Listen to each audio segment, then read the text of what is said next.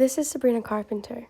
Sabrina's music career has been a long time coming, as she started posting YouTube covers of popular music back in 2009. Hi, my name is Sabrina. I'm 10 years old, and I'm going to be singing the Heart Out. She also participated in a Miley's World singing contest. She had a noticeable appearance in the Disney Channel show Girl Meets World from 2014 to 2017. This meant the media watched her grow up, giving them this image of a sweet, innocent girl. When this happens, it makes people feel uncomfortable when seeing their perspective of the person broke apart, regardless of that person's own choices. Why is this so important? Well, Sabrina was originally represented as a young and sweet child, whereas now, 2025, she has become a sex symbol. Many love this cheeky and relatable persona, however, this has caused her problems in social media.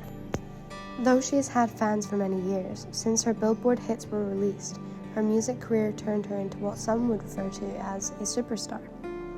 With stardom comes fans, come fandoms, come controversy. To understand these arguments more, we need to understand fandom.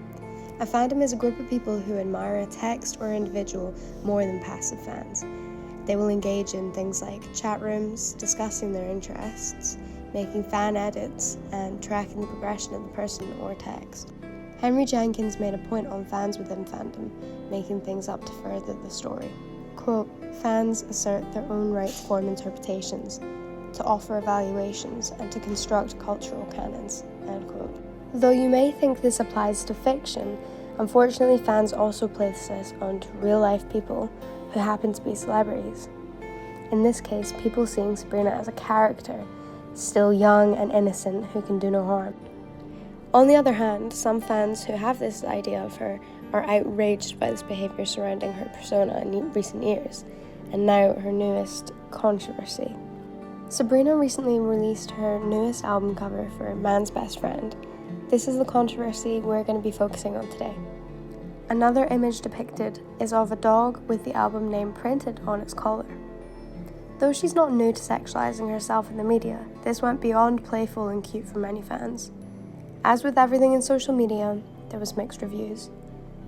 Fans and critics took to social media to share their opinions, whether that was to praise her for taking control of her sexuality or shaming her for comparing herself to a dog at man's will. Many fans who have made this version of her in their head have seen it as too far. Here we can apply Stuart Hall's encoding and decoding, though it doesn't seem to be a particularly hidden meaning when she has a picture of a dog included.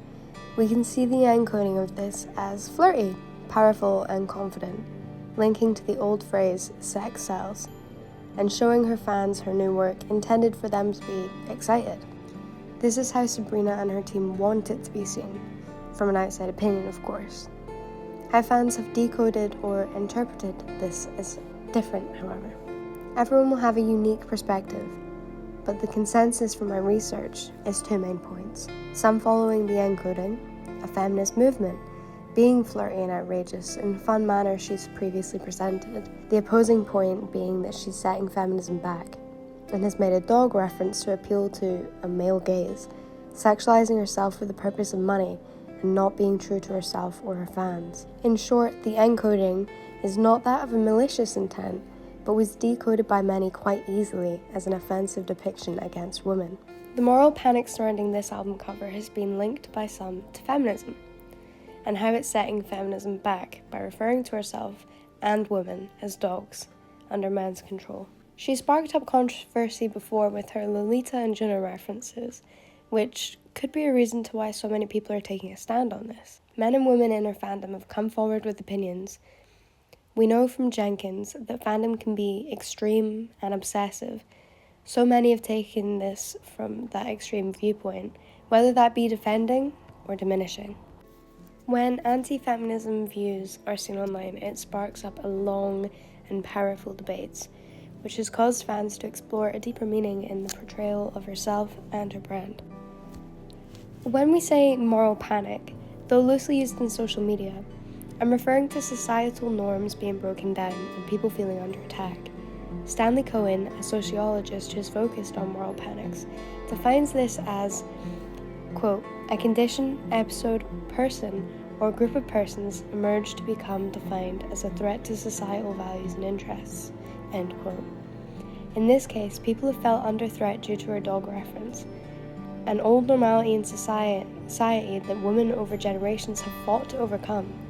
Seen as a feminist icon, these fandoms feel it personally, or in Cohen's own words, fans may see her as a folks devil.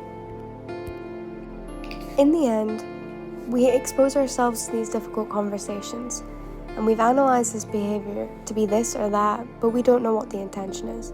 We don't know how she would play her cards with the music itself, and it's hard to say if she's setting women back by making this reference, or if it's us doing it by assuming she has to be a part of a certain mold.